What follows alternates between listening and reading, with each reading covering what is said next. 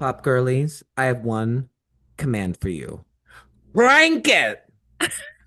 Guys, it's time to crank We it. gotta get cranking. Pop Whoa. cranking. Did you guys ever read Crank that girlies. famous young adult novel called Crank? No, I didn't. I hadn't, but I always thought the cover looked so cool in Oh, Barnes I and read Noble. it. Wait, this isn't ringing bells for me. I It have to was look like it up. 700 pages It's like because it was all huge. poems. Oh, it's a poem. Oh, it's poem. It's poem tea. You never read Crank? I No, listened to Crank. And then um, there was a sequel called Glass. and they were always like next to Go Ask Alice. Like that book, Go Ask Alice, the anonymous book about drugs. Yeah. Oh, Like they were like the edgy YA oh my God, these lit. covers are so edgy. They're so edgy. I can't even stand how edgy they are. But Actually, it almost looks edgier when you see it in person because they're so thick. Right. And like usually, like unless it was brand new, someone always like fucked it up, like ripped it. Oh, that's crazy. I've never heard of this before in my life. No, every time I listen to Crank It, I think of that. oh, it's about crystal meth. Yeah, because I think that's yeah, Well, that's sad. yeah. And then Glass, yes. What in the Fallout? Oh my God, yes, the Fallout cover. Uh, this is taking me back. This like isn't the same at all, but do you guys remember the Wreck This Journal? Yes, of I don't. course. Let me look that one up. Oh my God, Levi. It was like basically an activity book, but it would be like you would flip the page and it'd be like, stick a piece of gum in this page. The hell? Really? It'd be like Classless. it was Classless. next page, it's like throw this book down the stairs. The hell? Put the book in the washing machine. Okay, well, do you want to know what my tea was? Because I thought I was so spiritual. As like a tween, I loved chicken noodle soup for the soul. I No, don't know yeah. that.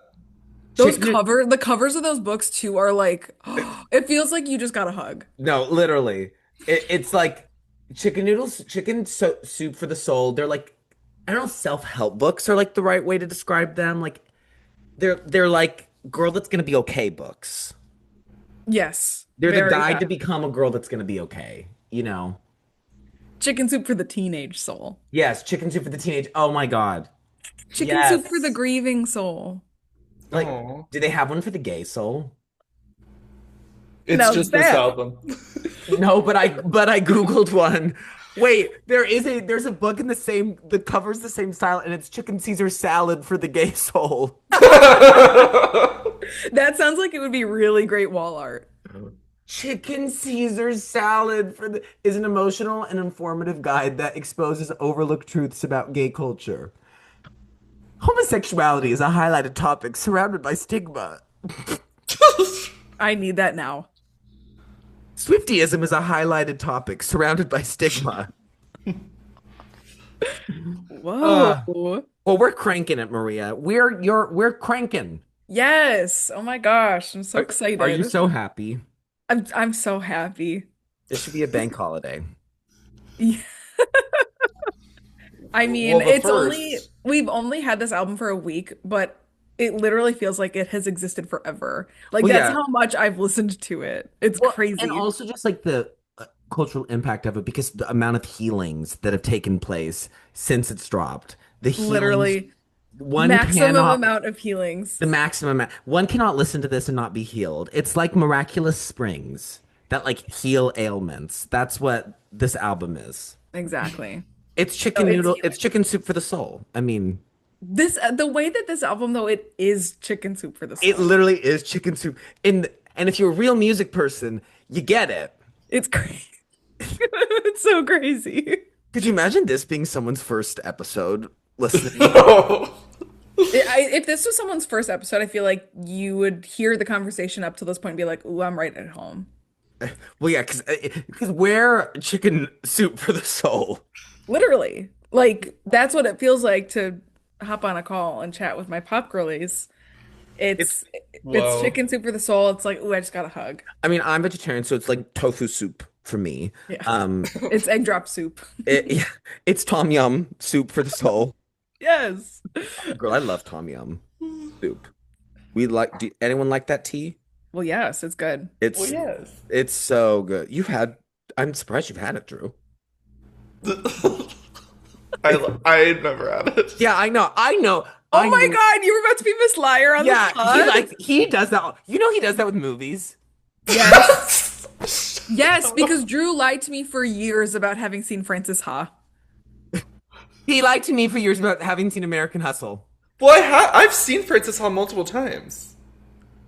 I feel like I had asked you about that one, and then you were like, yes, and then you were like, no. No, I've 100% seen it. I've seen it with Levi. Yeah, we have watched it together. I just didn't know when this happened in Maria's defense. Like maybe this was because we watched it like junior year of college. Okay, well, I watched this sophomore year of college, like before COVID.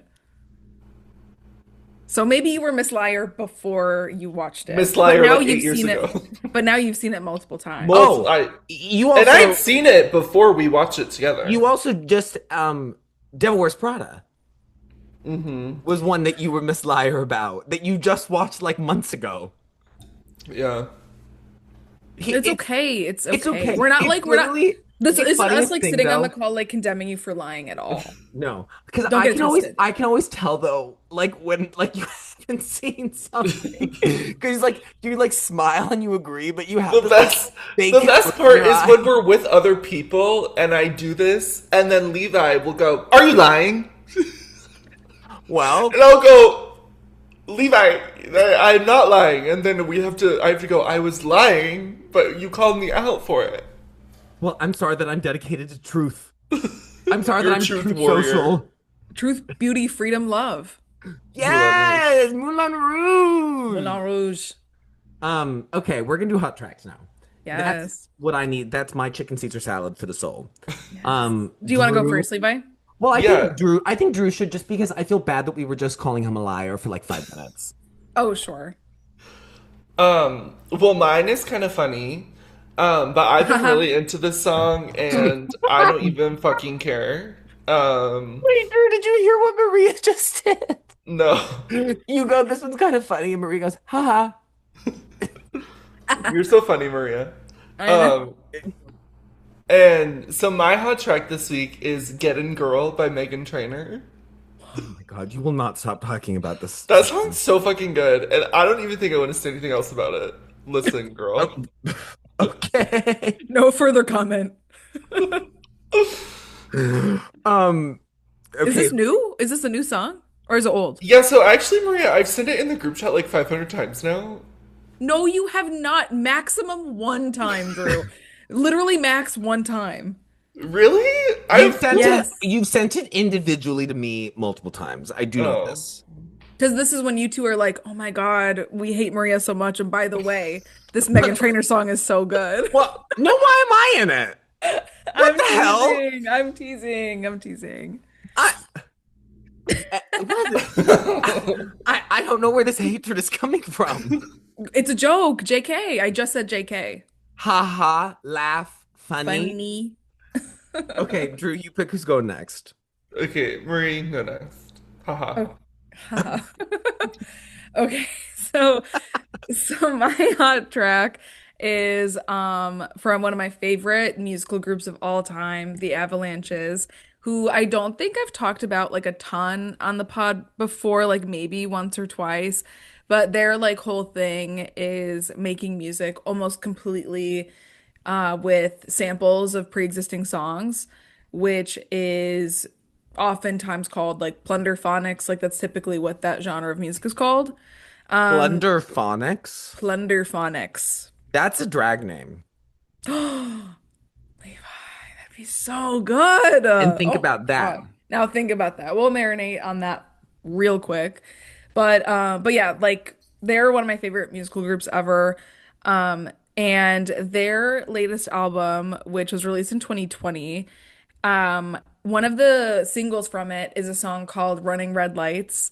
And that song is so good. It's my hot track this week.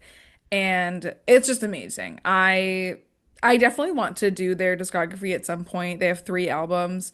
But that song is just so good. Something about it, like, genuinely just makes me emotional, like, every time I hear it. Their discography as a whole, like, honestly makes me kind of emotional. I feel like the just like the kind of like scrapbooky quality that their music inherently has because almost all of it is samples.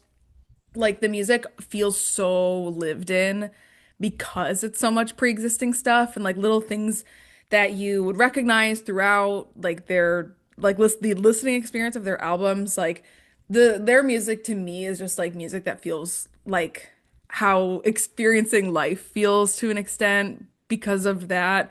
So like honestly, like this song in particular makes me emotional. A lot of their music makes me emotional, but I would love Mm. to talk about it at some point. But yeah, that's my hot track for this week. I love the Avalanches. They still do like DJ sets at festivals like every now and then, but because they use so many samples, their music takes so long to make because it takes 10 billion years to clear like upwards of like 1 to 2 to 3,000 samples. So I have no idea if there's like another album in the works at all. Like I feel like they really haven't said much about it, but I really hope that's the case. Like if I have to wait 10 more years, I'll be sad. Like I don't care. But their discography is amazing. I could talk about it forever, but there we have it. Well, oh, I love that. I love that. Thanks. Um, well, I'm kind of stuck where the trade left me because I'm still in the Taylor Swift Restaurant. debut era. I Oh, I can't get out of it. I tried to like broaden my horizons, but I even got deeper in. Girl, debut was good. I've never had this much of a moment with it before. And I unfortunately did spend an entire day this week sobbing on repeat to the song Tied Together with a Smile, which is will be my hot track for the week. Don't love that's the one I relate to the most, yeah, but girl. what are you Help! gonna do? Yeah,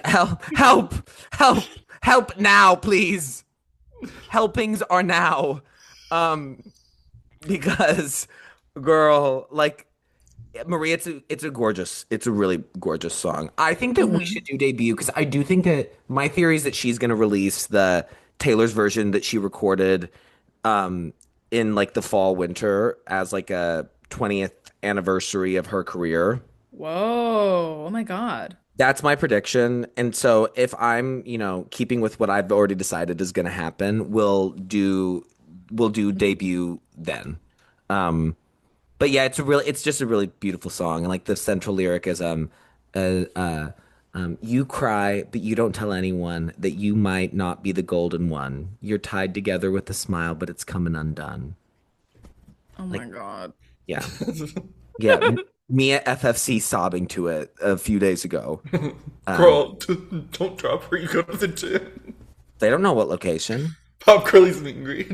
Girl, there's 9 locations. I have access to all of them. They don't know which one I go to. Oh, oh, Oh, oh! You know, they make moves, I make counter moves. No one knows.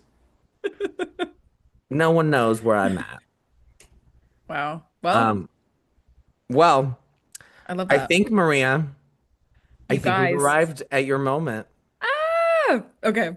The Well, worst girl in Michigan is about to talk about the worst girl in America. yes. Oh my God. Okay. Okay. So, yes, as obvious from the title and everything, we're talking about Worst Girl in America, which is Slayter's most recent album. As I said earlier, like at the time we're recording this, it's been out for a week. So it's still pretty fresh, but very exciting to talk about. This is the first time we're talking about her on the pod. Yeah, so let's just get into it. Her Slater is, of course, her stage name. Her name is Catherine Grace Garner, which I just love that her actual name is Catherine. Something about that's just so funny. Her stage name comes from the character Slater from Richard Linklater's Dazed and Confused, which is, of course, it makes the Richard Linklater line in Crank It very funny. So shout out to that. Um, so yeah, she's an American singer, songwriter, rapper. She's from St. Louis, Missouri suburbs, and her career started with releasing songs on SoundCloud. Her debut mixtape Slayyyter was released independently in 2019. Her debut studio album, Troubled Paradise, was released in 2021, and her second studio album, Starfucker, was released in 2023. Her third studio album is, of course, Worst Girl in America, which was just released on Columbia Records. But a little bit of background on her. She grew up going to Catholic school and eventually public high school. She did drop out of college to pursue music and started to gain a following on Twitter. She gained lots of traction and, started to experience more commercial success with her songs Mine and Daddy AF. Daddy AF is a big one because it was actually included in two major films, Bodies, Bodies, Bodies, and Honora, which, if you know anything about the pod, you know that Levi is number one God Nora stan. Yes. I mean, she already is like more important than, Alexander the Great for having a song in fucking Nora. God Nora. Right. In God Nora. Starring Academy Award winner Mikey Madison. Exactly, yeah. And it's funny too, because she was just on the Zach Sang podcast, and that I've never watched the show before, but I watched it for the first time to experience Slayyyter on the show. But it was really cool because he asked her how the song ended up being incorporated in the film. And Honora, if you guys know anything about Honora, the main character is a sex worker, and there's other characters in the film who are played by actual sex workers. And when they were doing research for what kind of music would be incorporated into the film, they asked these people what they wanted, like what typical music do you guys listen to? Like, what's the vibe? And I know she name dropped someone in particular, but I don't recall who it was. But they had said that, like, oh, we listened to so much Slayyyter, which is so cool. So that's how the song ended up being in the film. So huge shout out to that. That's super cool.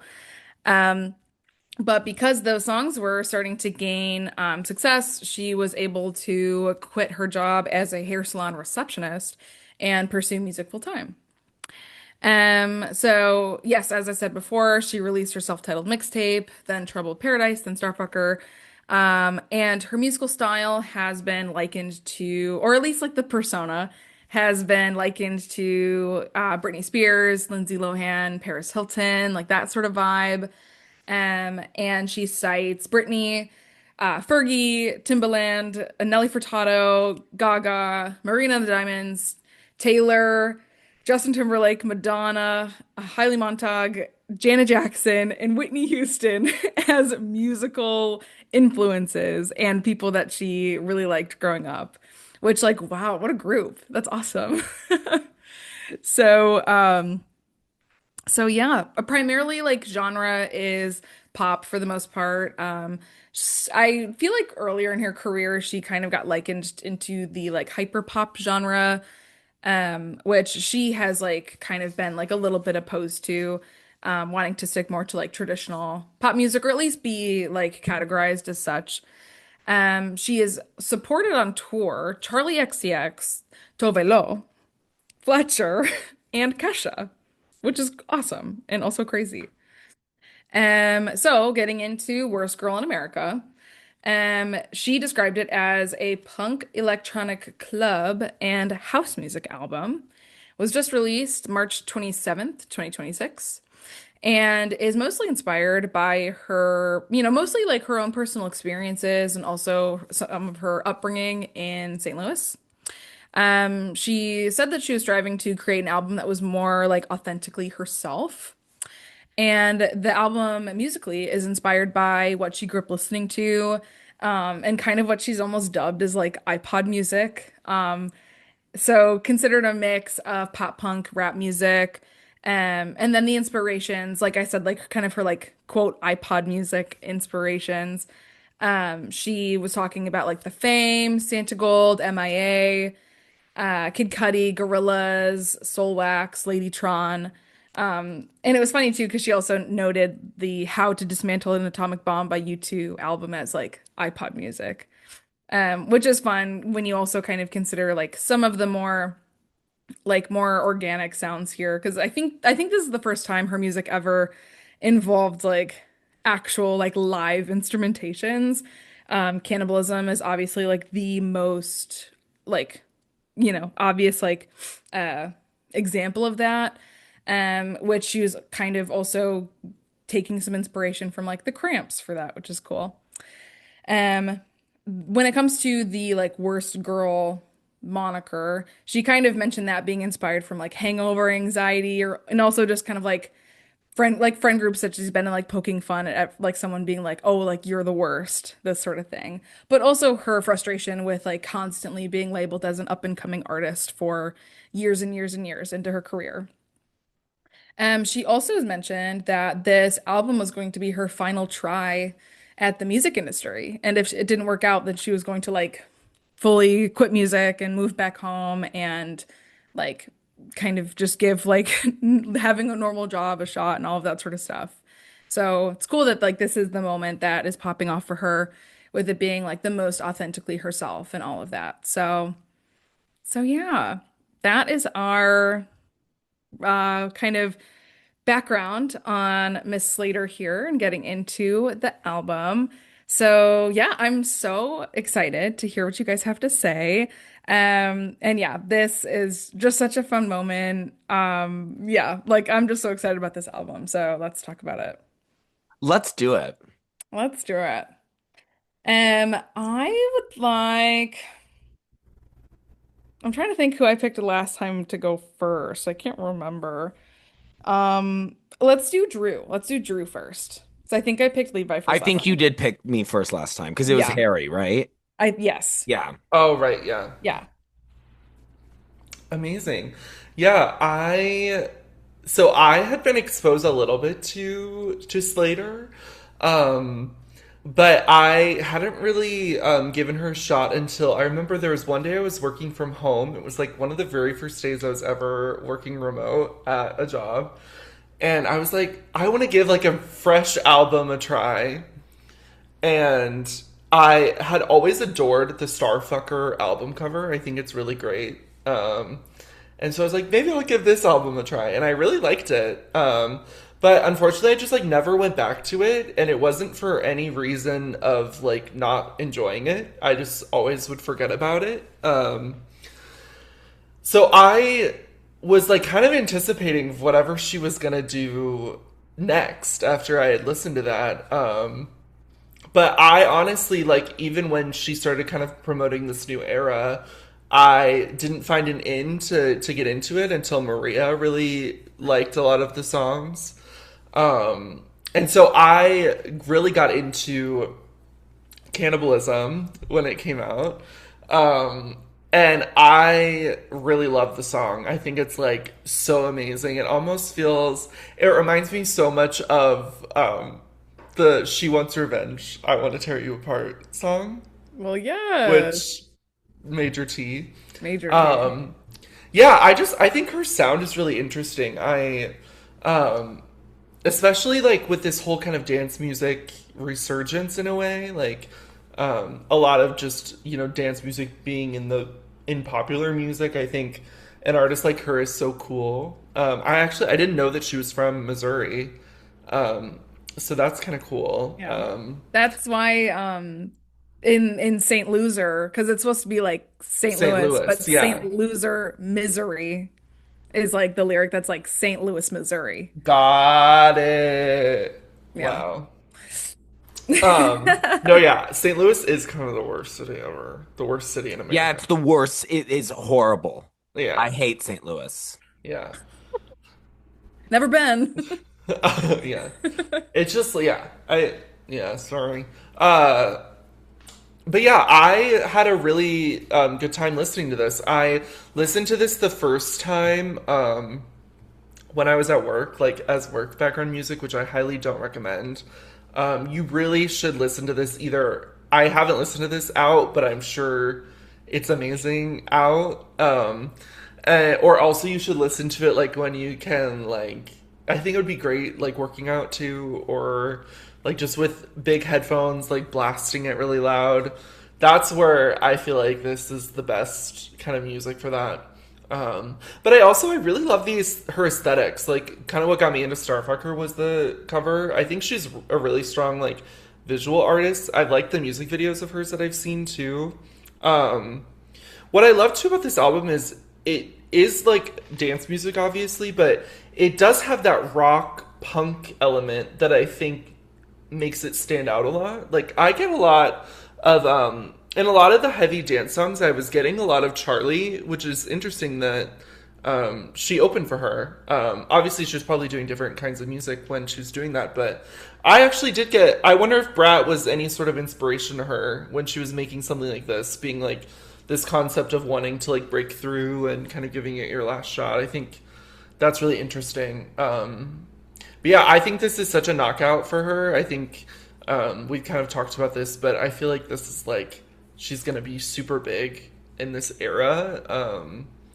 Yeah, I'm just really enjoying it. The only things that I will say about it that are a little hard is sometimes I did find a lot of it, and I don't think that this is something that she didn't go for. Like, I think she meant to have this album be like a similar vibe throughout, but I found that like some areas of the album I was kind of looking for something a little different. But it is so cohesive, and I don't think that like I don't know. I don't know how to describe it because I feel like all of the songs are important to the track run because there's obviously so much effort put into the experience of this whole project as a whole. But I feel like there were elements where I was like, okay, like I could just move on to the next thing, but the transitions are so great and they're so meticulous too.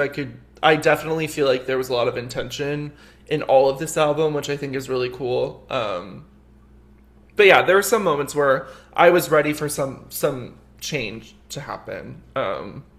But yeah, I really like this. I It's definitely fun to listen to too because you listen to it and you know how much Maria gags for it. Like it's all just the shit that Maria would like freak out over. So like that's what's so amazing.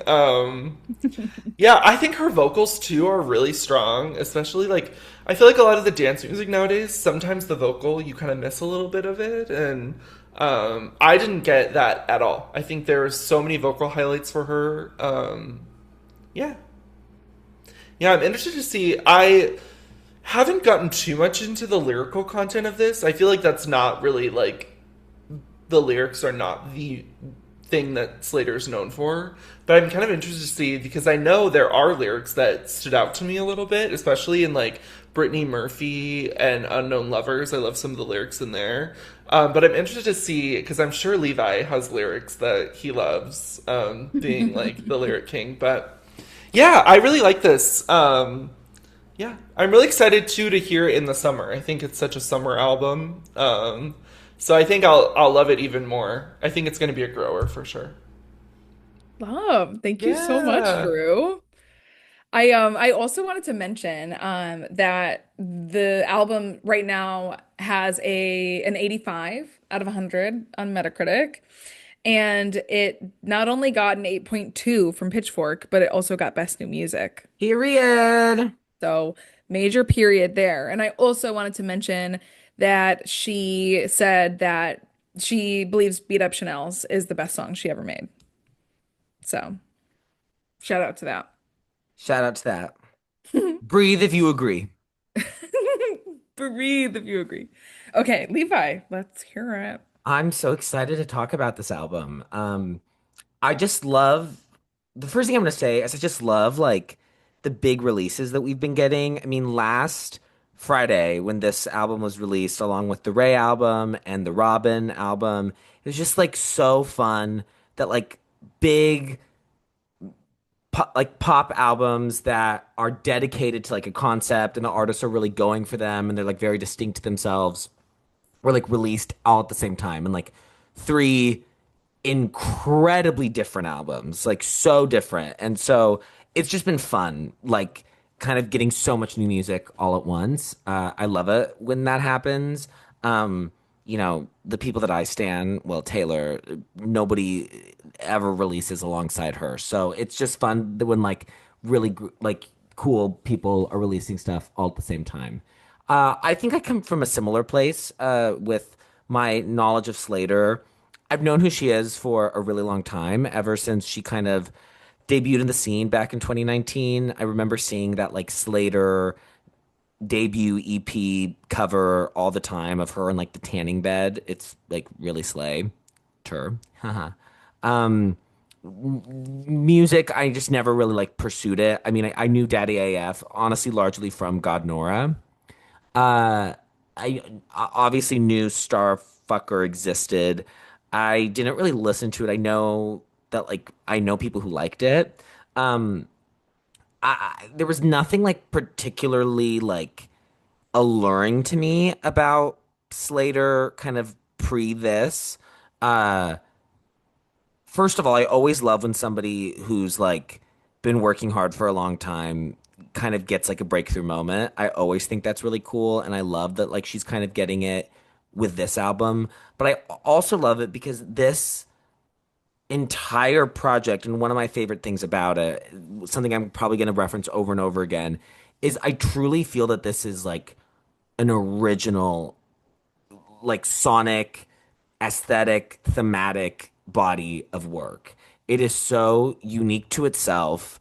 It is so distinct and it feels very distinctly her that kind of the second that the rollout started with these really like arresting visuals being released as like single artwork and then like music videos, this kind of like middle America, white trash, cinematic, glamorous, like it's like trailer park glamour.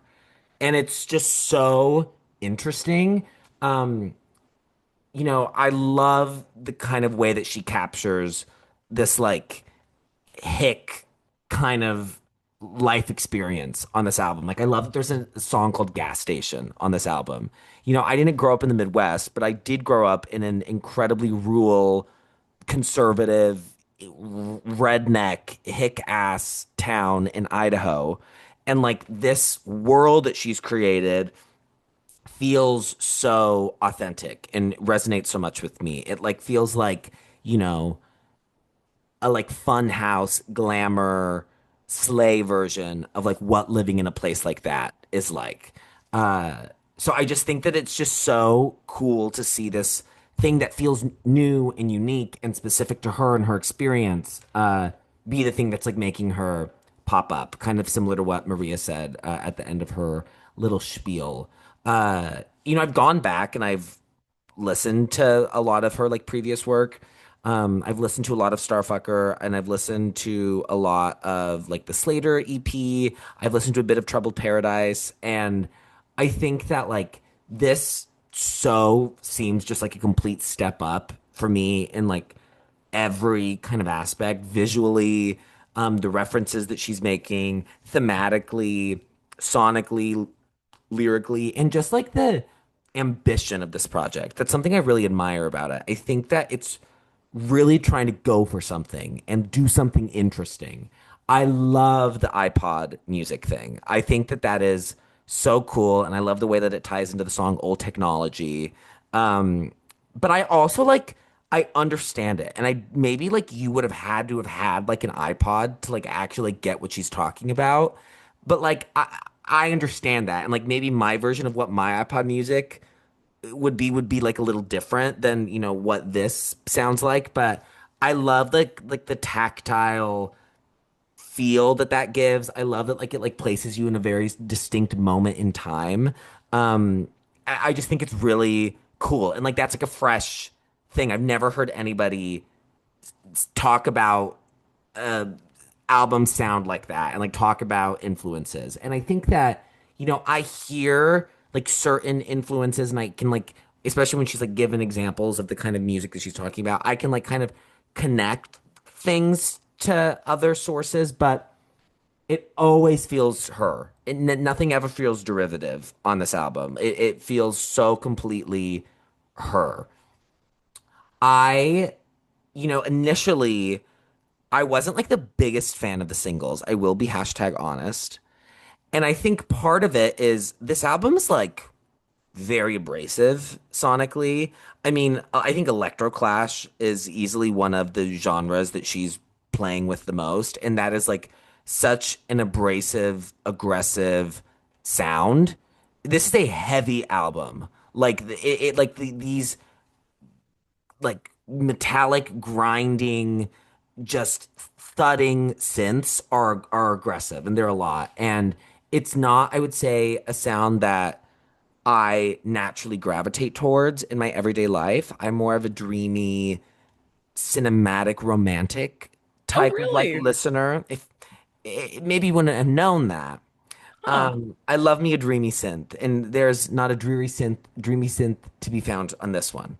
Um, well, maybe a little bit, Maybe a little bit. a little bit, maybe, and like, a few songs that might be in my top Holy Trinity. So I Hmm. maybe won't reveal the goods to the crowd yet. But so it was kind of intimidating for me to listen to. And like I enjoyed my first listen of it a lot more than I thought. And like the more I listened to single, each time I listened to the singles, I liked them more and more and more. And like now I've gotten to a place where I think I'm just accustomed to the sound and I love this album. Like I actually like love this album. And it's crazy because a week and a half ago, right before this album was released, I was like really scared. I was like, I don't think I'm gonna like this. And it's like I think I talked to Drew, be like, I think I don't know how to tell Maria that like I don't know if I'm gonna like the Slayyyter album. And it just I think like the uniqueness of it, the ambition of it. I think the things that I find really thematically interesting about it. And also the production is also excellent. It's just, maybe a little out of my wheelhouse, but it really is great. We were texting earlier about it in our group chat, and Maria said something along the lines of, I keep trying to find something that's bad about the album. And low key, I am too. Cause like I kind of can't think of like something I would criticize it for. Um, I think her vocals are great. I think that she has moments where she's like actually singing her face off, like dance. She's like singing her face off. But then her voice is really malleable and like she's able to and expressive and she's able to use it in a lot of different ways. Like that like snarly like kind of talk rapping chanting that she does on a song like Old Technology or Crank It versus like the like almost like early Lana Del Rey, like Lizzie Grant kind of vocals that she's serving in like Unknown Lovers. And then like maybe like I get a bit of like the brat like vocal delivery on a song like Brittany Murphy. Like those are all very different vocal approaches, and she's doing all of them. A lot of times she's switching up like her vocal approach in one. Like I think Crank It is an example of that. I think not Crank It. Yes God, Yes God. I feel like there are switch ups and moments that are different. What's the fucking gayest ass song titles ever? There's a song called Yes God. I mean, dear Dear Lord, Maria, so Maria Bay. Um, yeah, so I think her voice is amazing, and I think it's really unique. Like her vocal delivery and cannibalism, like it's like it like scratches every inch of my little brain. Like it's every little wrinkle is being scratched by it. Um, I think thematically, I resonate so much with this album. It's I think captures a hedonistic lifestyle. I think it's exploring like themes of like abandonment, themes of mental health, suicidal ideation, fears over her career, ambition, using drugs and alcohol and sex as forms of escape from all of that. I think it's really honest. I think that a lot of the songs are like things that like you like wouldn't say out loud, but like things that are just like exist in your head. And I think honestly, it's like I think it's very brave to release an album with some of the songs that are about the things that they're about. Like Brittany Murphy to me is like a very vulnerable, an Yeah. incredibly vulnerable song. And I think the fact that it sounds the way that it does and it is still like a like heavy, dancey, like clubby electro pop song honestly makes what she's saying even more kind of bracing and jarring. Um, like I love the way that she delivers the line at the very end, towards the end of the song, when like it's something along the lines of here, I'm pulling up the lyrics so I don't, because I hate when I don't get things right. Um, uh, when she goes, make sure you book a good band to get it cracking. Too busy to hang next week, so quit asking. Like too busy to hang next week because she's dead. and like she's like would be like in heaven or like wherever. But like she says it with such like a bratty attitude, and like it makes what she's saying even like more poignant to me, and more emotionally moving. And so I Mhm. just find this album really interesting. And I think that I discover more and more layers about it every time I listen to it. I don't think I have like the deep spiritual connection with it that Maria does. But like this is, I went from like a week ago listening to be like, yeah, like I like this more than I thought, to now me being like, I love it. So I think it's just kind of like the more I listen to it, the more I'm into it. And I'm just so into somebody who I think is doing really cool, original stuff that is thought provoking, ambitious, boundary pushing, interesting, and I just wish her all the success. I think she's so cool, and she also seems like an angel. Like every like interview or like fan video I've seen from her, like I watched this one. I think I sent it to Maria, where she was like a fan was like teaching her like sign language, and like taught her how to sign the album title, and like she was so like just sweet and like lovely and warm. And I saw this like from a release event where she started crying because people like drove from out of state to like come like watch her talk, and like it's just like she obviously I think is very moved by the success that the album is having, and I really respond to that. I respond to artists who I think are upfront about like wanting to be successful, and who like make it known their feelings when like something is appreciated. I normally like don't really get into the whole like cooler than school, like aloof kind of nonchalant thing, because I think almost all the time it's like disingenuous. And so I love that like she's like being very visibly moved by the reaction that this is how having, because she should be, because she worked super hard on it and people are loving it. So yeah, love it, love her, and just really hope for nothing but success. Yay. Oh my gosh. Thank you both. Yeah. I mean, it's just the tea. I It's my a Fritz thoughts, Burnett. I mean, but yeah, my thoughts and feelings have been heavily prefaced already, but I'll get into my thoughts and feelings and everything. But I mean, if it's not insanely obvious already, like I kind of think this is a perfect album. I like full stop. Like it's kind of just perfect. It's so tailored to my tastes. Like we've been having a discussion all day about our like the albums that are like the most bait to us.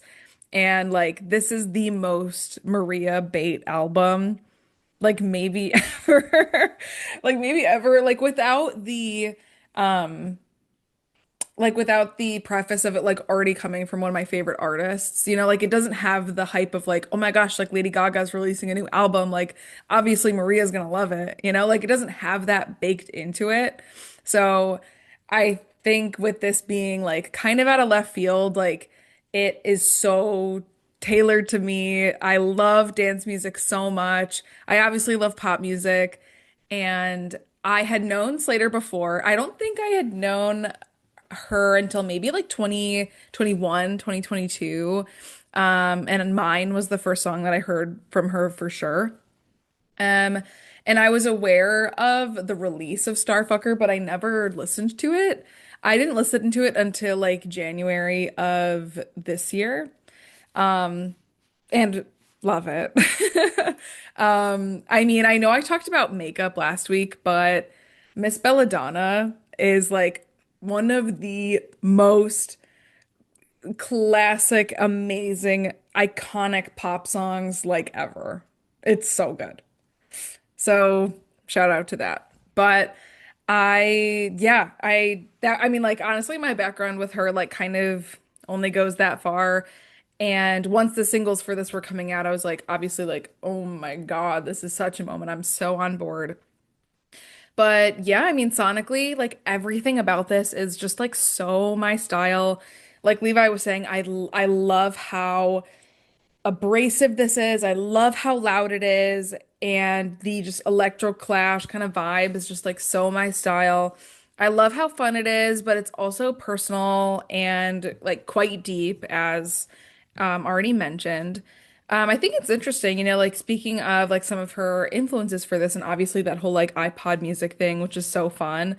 Um, Two major influences that like she hasn't specifically mentioned, but a lot of people are talking about are like Crystal Castles or Justice, which like I don't think I've had a Justice hot track before, but I listen to Justice all the time, like literally all the time. And I get so much justice from this album, especially the moments like, kind of like that ending, like that really climactic ending of like Old Technology or Yes God or like some of Saint Loser too. Like some of just like the really big, really loud electronic moments. And literally, me and a friend went out for like the first listen of the album, and they played it twice because, girl, there was a line out the door, and we didn't get in until the halfway point of the album, so they looped it and played it again, which was awesome. So I didn't really get a chance to digest like the back half of the album the first time, but then when we listened to it the second time, it was like, okay, cool. Like now we're in, we've got our drinks, like now we're dancing. And the end of Yes God was playing, and I literally leaned over to my friend and I was like, oh my God, this is literally justice. Like this is so crazy. It's so good. So, oh my God. Like I was just living for that so hard. And as I've said, like I've listened to this already so, so, so much. I feel like this album has just existed forever because I feel like I already have like such a close like listening relationship to it. And I've probably already caused myself like pretty significant hearing damage from like listening to it so much and probably way too loud. But yeah, I just love the whole vibe of this. I love the aesthetic, just that very like, like Midwestern kind of vibe mixed with like just glamour, like aspirations of glamour or fame. With that, it kind of does give the Gaga fame moment where it's like songs about, like being famous or opulent or glamorous. Like I feel like a lot of her discography before this album like really gives that especially, but I feel like with this it feels a little bit more like the curtains are drawn back a little bit. It feels a little bit more intimate. Especially with songs that are like, coming from like a much more, like deeper personal space. Um, but the visuals are so incredible. I just love her whole vibe so much. And she's also talked about, making a lot of her own clothing for this era. Like she's basically styled herself 100%. Really? Yeah. Yeah. That's so cool. Because she looks cool as fuck. Yeah. Yeah. The Yeah. And she's like the like, looks like what's that like rabbit thing? You know I love a headdress. Kind of yeah. looks like that fuck ass hat that I love. But like Uh-huh. that like thing that she it's so cool looking. Yeah. So cool. That's cool, Maria. I did not know that. Yeah, yeah. So she's like making a lot of her own pieces, which is so cool. And yeah, like mostly like directing all of these videos herself, on like basically like no budget also. Like she talked about literally doing the Old Technology video with like zero budget at all. And everything is just so cool. You can tell it's so personal. It's like coming straight from her heart as far as like the artistry of it all, which is so cool. And she also mentioned like feeling really strongly about not having any writers in the studio with her at all. So like all of the lyrics and everything is like 100% written by her. Like um there's no other like lyrical collaborators aside from like I think What Is It Like to Be Liked maybe was a demo from the previous era. So I think there's like one other songwriter credit. But I think that's it. But I love the cover too. I love how striking it is. It's just one of those things where it's like it will be iconic forever. Like Brat Green will be iconic forever. Like Worst Girl in America $, like and or trucker hats, like will be iconic forever. Like it's just so cool to like live through these moments that like major pop girls are having, like Levi said. But sonically, lyrically, I think it's just such a cool mesh of, like fun, nightclub, electro clash, dance music, and then like very deep personal things. I have like one of those core memories of like being in the car and listening to the Smiths with my dad.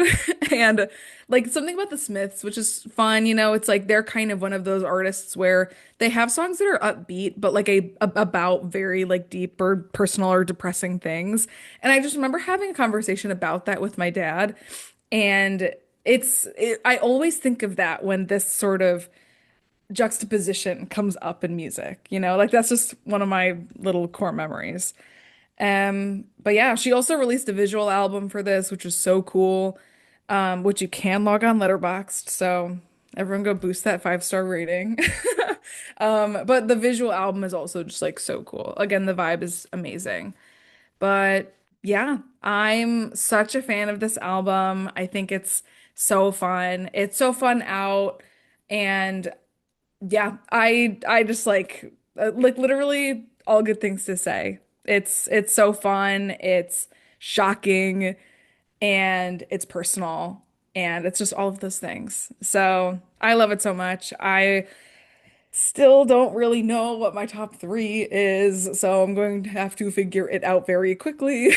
But yeah, I love this album. So shout out to Miss Slayyyter for creating a Maria classic. Whoa. A literal Maria classic. I mean, like this is like a history books album for me. Literally, it's just so good. No, I know it's true. And I know it's true. I know that's true for you. Yeah, no, like it's like again, like our conversation earlier in our group chat. It's like this is just like if this is like if Tortured Poets just got released. This is like if Short and Sweet just got released, and Worst Girl in America just got But released. it's interesting too because it's like an artist. I guess this is kind of like because Drew didn't love Sabrina kind of before Short and Sweet, but like obviously like Taylor's, like Right. I cocaine mean, for me. So it's interesting because like she like was not like Maria Hall of Fame no. before this moment, and then like she just comes out of nowhere with this thing that was like created in a lab specifically for somebody with your musical sensibilities. It's just Yeah. cool. It's Yeah. cool. No, and it's like I keep saying too, it's like, who would have thought that it would have been Slayyyter? I Who would have know. thought? Because then I think like the day it came out, I was like, who would have thought that a Slayyyter album would like be a bigger deal than a Robin album coming out? Like that's crazy. Yeah, it is crazy. But it happened. And this is the world, girl, yes, in the world I'm living in. Yes, in the world I'm living I'm in. really like I don't know like what could possibly beat this for your album of the year. Like I don't Gaga would have to drop. Gaga would have to make this album. because I think just Gaga dropping doesn't immediately make this not number one. I think like if it's like if I think if she releases Joanne Part Two, this worst Well, girl she Let's won't all do that. laugh. Let's all laugh. let's But I saw a tweet though that was interesting. Something to ponder and think about. But someone was like, Worst Goal in America is kind of giving what I was thinking, or like I'm quoting this person or paraphrasing, but they were like, Worst Girl in America is giving what I thought Mayhem was going to give based on Disease and Abracadabra, I saw that and I think that's interesting. I totally which get I that.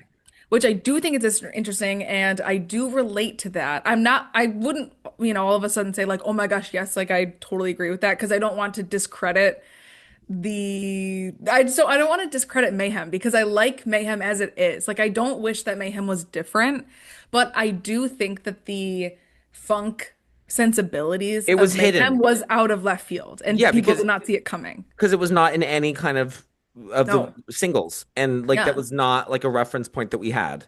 Yeah, And it exactly. was kind of billed as like the return to like dark pop, Right, exactly. Exactly. you know. And like I So, think Disease, if like it had like a bit of a heavier production, would sound yeah. 100% at home. Maybe with like a little bit of like electric guitar somewhere in hmm and like some like crazy bass. Like I think it would sound completely at home in this album. Yeah, no, I totally agree. So, so yeah, I do feel like, yeah, I mean, like if it was like, oh, like a Gaga release is all of a sudden blocking this for my number one, like it would have to be really, really similar to this. Yeah, it literally would. So, I mean, off the top of my head, I can't even really think of anything else that's coming out this year. I like the only thing I think maybe is like I know like we're supposedly getting Act Three Oh, by that's from right. Beyonce, and like if we're gonna believe like the conspiracy theories, it'll be like the Rock album, and I know, like which every song on that album would have to be like "Don't Hurt Yourself." Right. If like you know what I mean? I mean, obviously like if Beyonce was coming out with a rock album, like it would be more dynamic than just every single song sounding like that song. yeah, But Maybe but yeah, Hosier? If Hosier dropped like a huge moment? No? Hozier drops I an don't electro even clash album. I don't even think that Hozier could top this. Whoa! Okay, Like there's no I'm topping it. seeing It would literally have to be Gaga making the same thing. I mean, probably. And the thing is, though, if you told me, like pre Harry's House release, that a Slayyyter album was going to block a Harry Styles release year, girl, isn't that crazy? Like, if you imagine going back in time and telling me, like 4 years ago, that that was going to happen, I mean, it's because the that was same. when I was in my Harry bag. Totally, totally. And it's the same thing with Drew and Sabrina because Yeah. Right. Sabrina's like she's so everything to you. Yeah. Yeah. And we literally used to think she was the most embarrassing human being alive. Yeah. Well, she was. Yeah, I mean, like, so it's just, but it's It's interesting, those like, Kia Asylum breakouts. It because if really. somebody had told you in 2021 that like Sabrina was going to be your everything, like, would you have thought they were crazy? Yes. Yeah. I don't know if I really have an equivalent to Yeah, that. I was gonna say, I Yeah. don't know.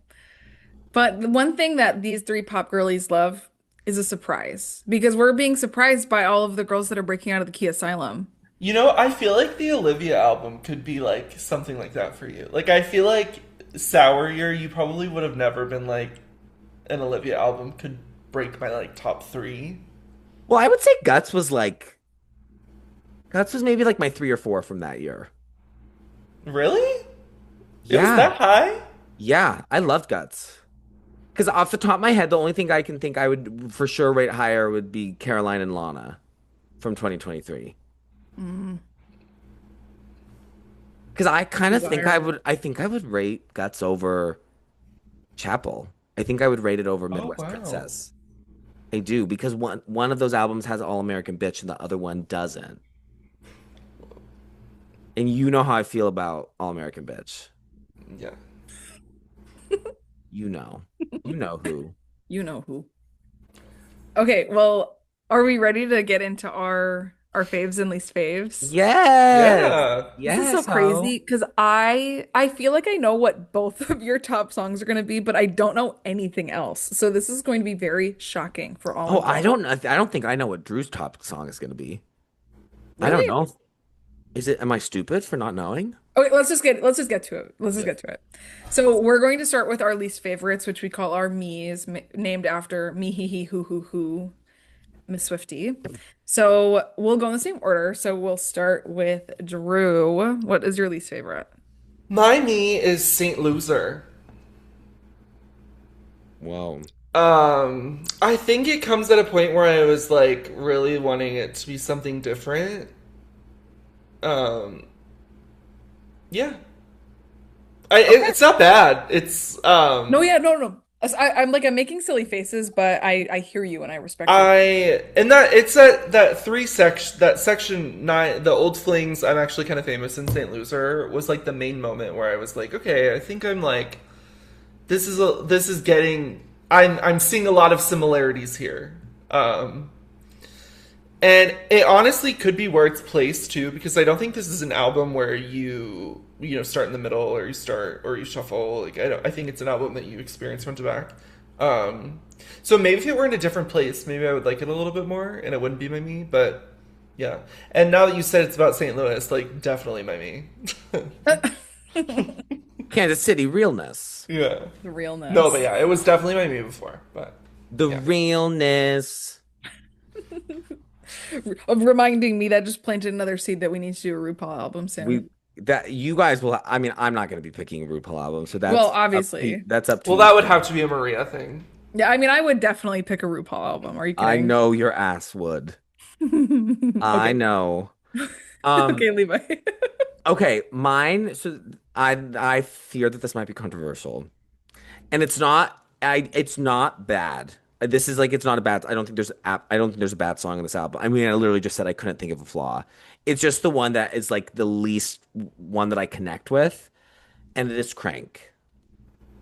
Um, and I'm Gay guy card revoked. sorry. And I think part of it is because like I feel like Yes God is like a just like another version of Crank that is more palatable to my ears because it has like kind of like more switch ups and like the dynamic and it's not just that like aggressive kind of front to back. Um it's just like a personal preference thing. I mean, it like that's the song that has I Get So Gay Off That Tequila. So like it's of course like a smash hit. Yeah. And it also has I the mean, it's lyric poetry. isn't that also Richard We Should Link Richard, we should Later? link later. Yeah. Like Yes. genius lyric. It's just like a Sonic thing. That's just the one that it's the hardest for my brain to attach to because of just how kind of abrasive and hard it is. Does that make sense? Yeah. Totally. Every time I listen to that song, I'm like, I need to hear this out. Totally.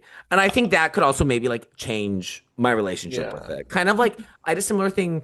I didn't really love club classics on Brat until I heard it in a club. Because I just Right don't now. think, Right now. Right when now. you're in your apartment, like cooking food, that doesn't hit the same way that it is when you're literally at a club and hearing a club classic. So, Oh Yeah. my God. Stop. I'm gonna get yes. emotional. So Crank would be my meme. Yes. Well, that's fair. And honestly, Levi, I don't feel dissimilar.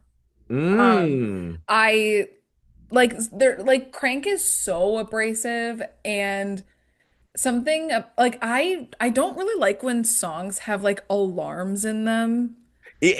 Like nuclear disaster alarms. So for me, like that turns me off to the song just a little bit. It's like because it's a little scary. Like it gets a It little bit is. And I also like Alarms. I do think like I think it's the weakest of the singles. And it's also like the last single that we hear of like the pre-release because like the because like Dance beat up Chanel's Cannibalism No Technology. I mean that's Oh, stop. smash, hit, legend, classic, you know? Yeah, yeah. Yeah. And I also like I do think like to me, Yes God is very similar to Crank, and I just like think Yes God is cool. Like I think that like kind of like synth line in the chorus is cooler. I just I'm attracted to it more than I am with Crank. Yeah. No, that's so fair. That's so fair. Well, I need to know what your me is right now. Wait. Okay, right now. Okay, so my me, it was hard, but I feel like if there was one song that had to get removed, I feel like it would be this one. I don't know, it's just so hard to say. Like I really hate that I have to pick a least favorite, but I'm going to go with Old Flings. I think that's fair. Yeah, that's fair. I really love this song, and this one's also like kind of like that like Crystal Castles tea. But it's just it's hard. I feel like I also am picking it because I think narratively it's like the one that's like potentially the least impactful. And even for the ones that are like really really campy and crazy, like I feel like those are still necessary for the vibe. Like I think I'm actually kind of famous is like extremely necessary to be on this album. And Old Flings is like about the jealousy of like running into like your current partner's ex and like, like those feelings of jealousy, which obviously are valid. But I feel like narratively speaking, are potentially like it's potentially the one that I think could maybe go. But yeah, I do really love that song. And I love that Unknown Lovers and Old Flings are like the two kind of chill moments. And I kind of like that they're nestled right next to each other. I do too. So, um, so yeah. But now we'll get into our Holy Trinities, our top three songs. So Drew, let's hear it. Yeah, my number three was definitely the hardest one for me to choose. Because my two were like instant picks for me. But I'm gonna go with Brittany Murphy as my number three. Mm, I really like Love. that mm. song. I think it's a really amazing closer. And I think it's just so good. It provides a like something different. Obviously, like we touched on the emotional side and like really brave side to share something like that. So yeah, that's my number three. My number two is Unknown Lovers. Oh, Mm. I love Unknown Lovers. I think she sounds amazing. I think it comes in like the best spot because you get that run of singles, but then you also get like Gas Station and Yes God, and yeah, I love Unknown Lovers so much. And I think that honestly is why like Old Flings, I'm actually kind of famous in St. Loser. Like you come off the high of that and they're different. I feel like Old Flings and that run of three songs gets very different. Um yeah, I love Unknown Lovers so much. And then my number one, it's Cannibalism. mm-hmm. That you knew that was going to be the case, Maria. Oh yeah. Yeah. 100%. It's just so good. Yeah. It's so amazing. Yeah. That there's nothing about that song that like is not absolutely perfect. Like it just so good. It's like And I want a Gaga cover of this. mm, Now that would be good. I I mean, can't think of a song that sounds like it. I think it's so singular. yeah. Because like it does have that you know, like that kind of like it almost kind of has the like kind of surfer rock kind of vibe, Yeah. Yeah, but then which there's she like kind has of talked about before. And like I don't know if you guys have watched her Give It To Me Straight interview with Maddie Morphosis. no. But I watched it actually like a while ago. And Maria. I don't know if you know, stop laughing, stop laughing. I don't know if you guys know like the structure of Give It To Me Straight, but Maddie always gives a gift to the person at the end of the show, like a very specific gift. And I can't remember what the album was, but it's like her favorite album of all time, and it's a Beach Boys album. Oh, And like interesting. Maddie got her like Oh, I don't that's really know. sweet, Like I don't know if it actually. was like an original pressing, but it was like something crazy. I don't know. It was a big deal, but that was like her gift on Give It To Me Straight. So Gayer things have not been said from Maria, I fear. It's like quote for the ages. Have you guys seen the Slayyyter episode of Give It To Me you Straight? find a way to top yourself every time. Like you like somehow I think it can't get more homosexual. And then you break new ground continuously. Yeah. I Queen, always you've find a done it way. again. Always raising the bar. Constantly raising the bar. Constantly for all the other male homosexuals. Okay, so Levi, your Holy Hey, Trinity. it's my tea. I Yes. agree with Drew about number three being really hard. My one and two were locked, but three, I had a lot of options, but I think I'm going with the one that I find like just the most thematically interesting. And I'm going with What Is It Like to Be Liked?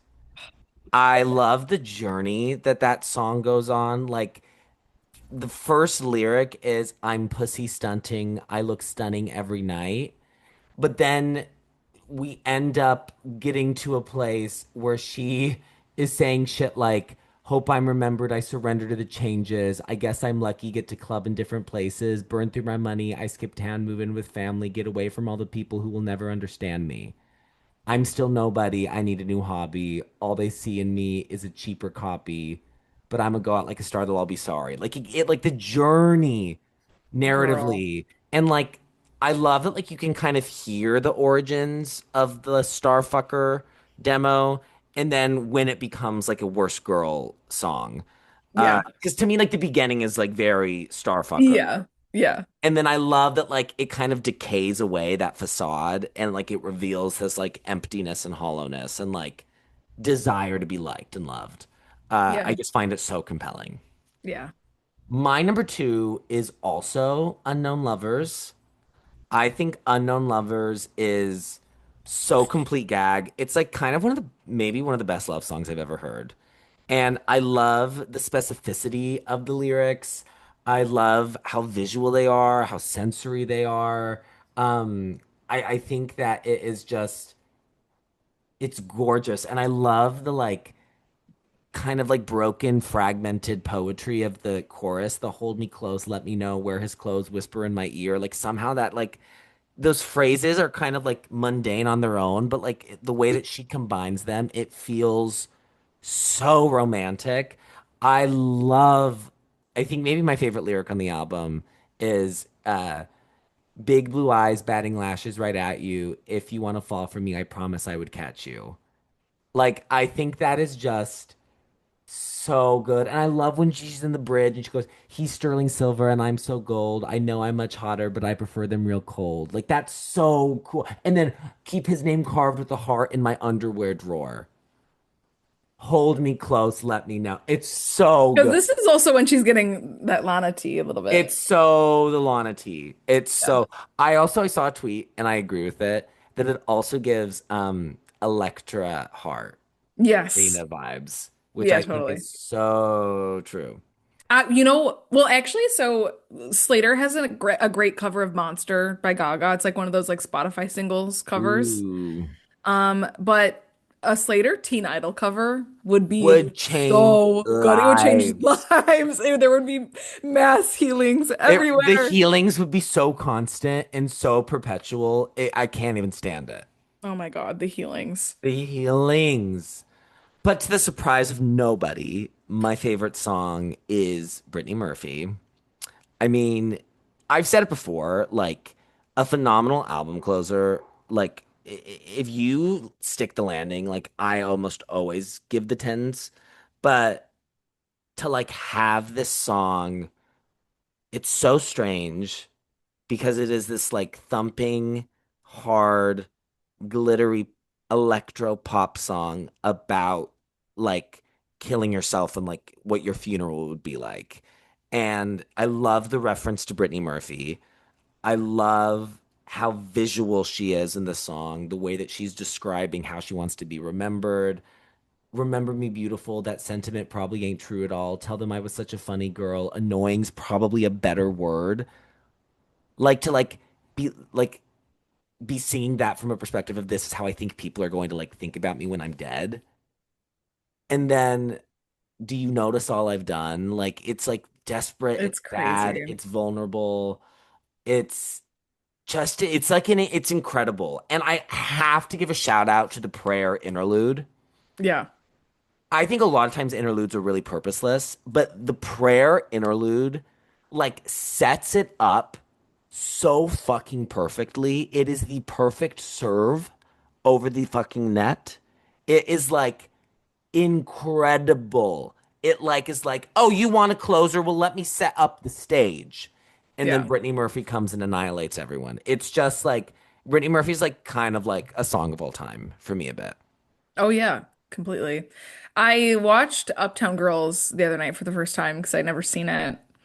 She's so good in that movie. So good. I had seen almost like half of it once I was getting my hair blown out at a dry bar, but because it was at a hair salon, the volume like it was muted. Yeah. So I was like, gosh, I wonder what's going on. And I'm glad I had like the spark to watch it from this album. And wow, what a moment. She really was like so insanely talented. Brittany Yeah. Oh my Murphy. It's God. like she was it's like very, very sad that she, Yeah. died. And so I love that like she's getting, I mean, this is obviously a very tragic song, but like I love the like reference to her and like the homage to her. Like I love that it's called Brittany Murphy when like it didn't need to be called that. Um, Yeah. so yeah, love Brittany Murphy. Yes. Okay, Maria, Oh my we gosh. need to know what this is gonna be. Ah! Yes, Okay. I fear this is going to be major T. I fear it's going to be major I T. fear the healings are gonna hit so hard. You guys, this is crazy. And this is another one where I do think that like at any point this could be different. Again, like there isn't a bad song on here. Every song is perfect actually, so it makes it really hard. But I'm sorry, I'm like low-key stalling because I'm like, oh, am I gonna make like a last minute decision on something? But I think I'm going to go with I'm gonna go with what I have. So I'm gonna go number three, with Beat Up Chanel's. Mm, So I do really, really appreciate the song as a like the thesis of like her as an artist, you know? totally. Because Yeah. it has like the really aggressive parts, but then it also gets like a little bit more lyrical and poppy. Like it's kind of everything in the song. It's like the ultimate like palette introductory song of Slayyyter and of this Totally. album, you know? Well, and the payoff, because it gets like it's so aggressive. So Yeah. when it gets to that like poppy, hooky, melodic part, it like is so much more satisfying than it would have Yeah. been if it was just that the entire time. Yeah. Completely. So And yeah, that it's shows intelligence as a songwriter. exactly. You heard it here first. That's the T. Breathe if you agree. Um, Everyone's breathing normally. Everyone's breathing. So my number two is old technology. Okay, T. Not that's not surprising to me at all. Yeah. I mean, I think when this song was released as a single, I think I listened to it like 30 times in a row, like at least. Like this song is so good. Maria's thoughts can't get any gayer, I thought. You thought wrong. I thought Well, wrong. have you seen Slater on Metamorphosis? On the Give It To Me Straight Metamorphosis? Okay. So, I mean, yeah, old technology is so good. I love the beat in this so much. Like, it's just such a fun, dancey song. I like the And then, yeah, beats. like the vibe of like iPod, like definitely like the motif of like the iPod music of it all, like, you know, is definitely represented here, which I think is which is cool. And my number one is going to be Yes, God. Period. I like that it wasn't a single. I like that your number one was an album track. Yes. And it's just so hard because it's like Unknown Lovers was almost in my top three. Saint Loser was almost in my top three. Saint Loser is like another one that is like majorly giving like justice vibes. Like there's so many songs from like their first album, which is just like so the tea here. Like oh, it's just so hard. But like, yeah, Yes God is literally just such a crazy moment. I cannot stop listening to it. The payoff at the end with like the instrumental break is just like so crazy. And like that's just what I love in this sort of like electro dance pop music so much. Like it's like literally everything I like about all of these albums is like just being married and melted all together into one album. Like it's just so good. It's so fun. It's so edgy. It's so crazy. Just all of it. It's everything. It's So, so fun. It's so edgy. It's so crazy. yeah. Ugh, so that's my top three, but at the moment, but again, like I literally think all of these songs are perfect. So, um, so yeah, at Pop Girlies meet and greet, someone asked me what my top three is because it'll probably be different. So, Well, we'll see you there. all right, well, let's get into our utensils drawer so we I can give the think albums a that rating. I think that Drew Fork and Levi Knife should go first because I think we need to leave suspense for the Maria Spoon score. Yeah. Yeah, let's go ahead and do that.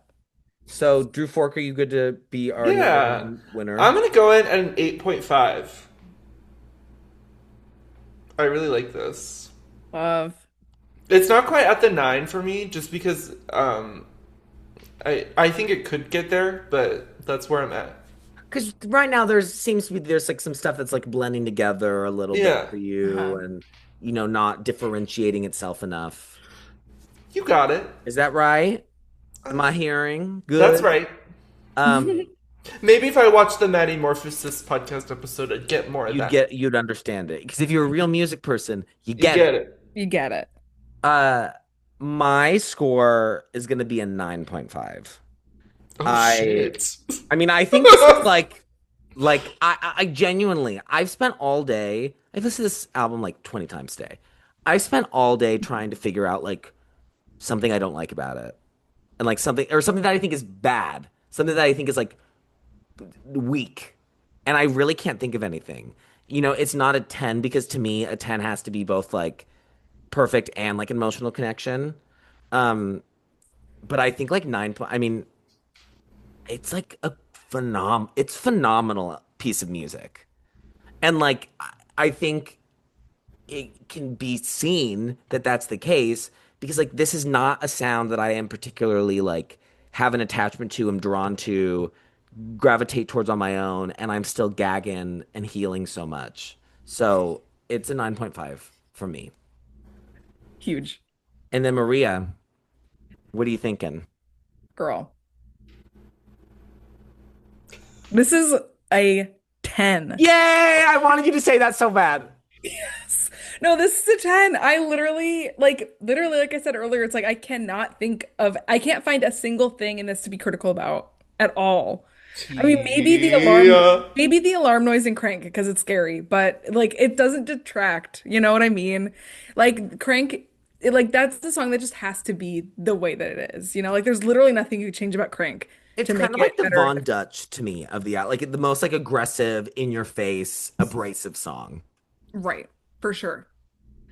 Um, yeah, no, like literally this is a like Hall of Fame album for my music taste, like for sure. So this is a huge moment. I don't give out tens all the time. I mean, like Renaissance and Confessions, were those the only ones that you gave tens to? No, she's given out more tens than that. I Uh, mean, I don't think I haven't given Gaga a 10. you haven't given Gaga a 10. So, okay, you've given Renaissance a 10. You didn't give another 10 until we did In Rainbows. Oh, Oh that's my right. You gave gosh. Yeah, I forgot Radiohead. I gave that a Then 10. you've given Grace by Jeff Buckley a 10. Yep. Yep. Of course, you gave American Life a 10. Because why the fuck would you not? The Maria 10s are crazy, like A crazy, so unpredictable. so And then unpredictable. you don't give another 10 until Confessions on a Dance Floor, Oh. Which, I mean, which, of course, I mean, that's Pop Girlies Immaculate Conception. And Yeah. then now we're scrolling. That is a hysterical group of albums. Yeah. Renaissance, In in Rainbows, Rainbows. Jeff Grace, Grace. Buckley. American Life, Confessions on a Dance Floor, Worst Girl in America. That is so tea. There's only two. There's only one queen who has two albums in there. Let's just say that. I mean, Queen of the honey variety. well, You know. yes. Well, yes. Well, Maria, thank you so much for taking us to the Yeah, gas I'm glad we got station. to do this. Of course. Also, I kind of was thinking that gas station was like maybe gonna be in Levi's. Gas station was is so close, number four. Yeah. Well, Like I can't even tell you how close it was, but like there's just something so unique about what is it like to be liked that like I just like I love so much. But no, girl, you think I haven't been left all alone at the gas station constantly. That's what my life is. I'm always left alone at the gas station. always. I'm so left alone at the gas station I can't even Can't stand even it. stand it. Cannot even stand it. Well, I think that we have a special episode next week if I'm remembering Oh, that's correctly. right. Oh my Yeah. God, what's happening next Oh my week? God, my date of birth. Yay. And everyone cheered. And Everyone everyone cheered. cheered and everyone was healed. The healings. Oh my God, the So healings. for my birthday, we're gonna do my diva. We're gonna do Miss Perry, And and what are we gonna do? we're gonna do Miss Prism. Period. So y'all better go listen. Y'all better get that international smile. Eh, Yes. And Oh, my favorite deluxe. song ever. oh, I'm gonna listen. I'm going to New York this weekend. I will be listening. Prism listenings are now. Yeah, are we doing the deluxe or the standard? Like, do we want to do like our like choose your battle tea or no? Yeah, let's do the deluxe because there's some things. Yeah. Yes. Well, Yeah. yes. Yeah, and yeah, we're No, gonna. it Yeah, feels necessary. It feels necessary to do the deluxe. It Takes Two as a deluxe track. We gotta do It Takes Two, girl. I mean, we still have to. It takes two. I can't even stand it. Can't even I stand it. cannot even stand it. Yeah, looking forward to it. I don't really know Yay! what your guys' like top threes on that would be, so I'm really excited. Well, you know what my number one is. Well, of course, but top threes. Well, I know, but you know at least one third of the top three. So get into that. Get into that. Well, we had it. Oh my gosh. Sorry, I just gasped because it's the evening time when we're recording this. My windows are open and the craziest flash of lightning just occurred in the distance. Oh, good. Yeah. So Love that. all Love right. that. Sorry. Sorry, I just had like a real-time reaction to that. So sorry to detract from the conclusion of the episode. Well, I gotta go crank it. Well, girl, I gotta go dance. I gotta go to the gas station. Oop. Mm-hmm. Yay. Shanti! Bye.